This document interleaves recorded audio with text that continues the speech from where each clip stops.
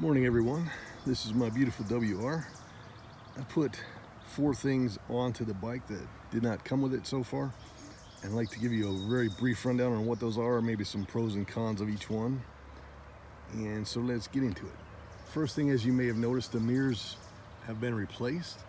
Put the adventure style double take mirrors on there.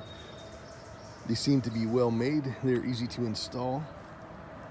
They're of course fully adjustable, and they give you a really good view. The stock mirrors, I was lucky to see what was behind me. And if you're like me, you like a great rear view. So they seem to be good mirrors. They were a little pricey, but hopefully you get what you pay for, especially if they're going to last longer than normal mirrors would if you drop the bike off road now and then. So overall, I'm pretty happy with them. The second thing is this ram mount. I've only used this a couple times. Easy to install, also pretty well made. I'm using this short arm there for the mount, and I have the tether on, as you can see. It's pretty cheap, so I'll probably get a couple extras of those. By the way, it comes with the glue to install these little feet onto the mount, and I can attest that the glue does bond to skin, so be a little careful with it. It can get messy pretty quickly.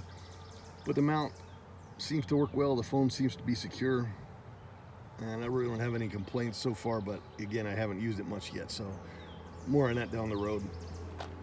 Next thing is the Flatland Racing skid plate.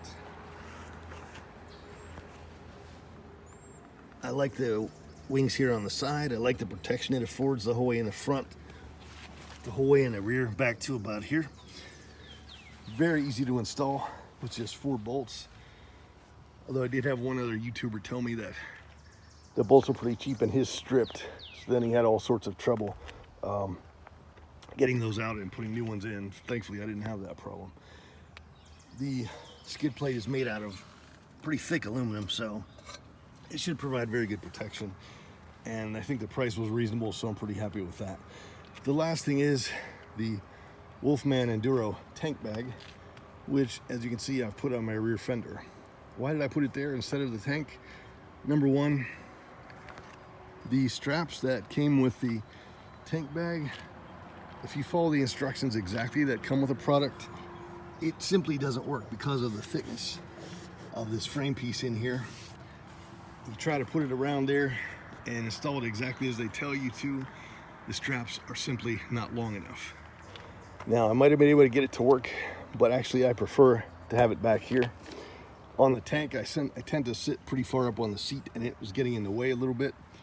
And if I put it farther forward, it's directly over the gas cap, which is kind of a pain. So I actually am glad I put it back here.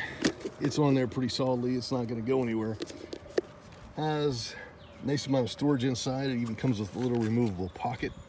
It also has nice straps for lashing things down on top.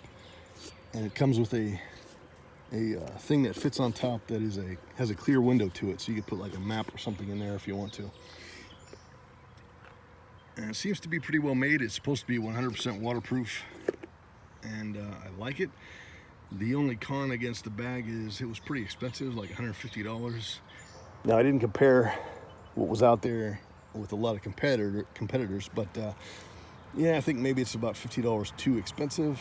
However, you know, if it's durable and lasts a long time, maybe it'll be worth it. So that's all I put on there for now, those 4 things.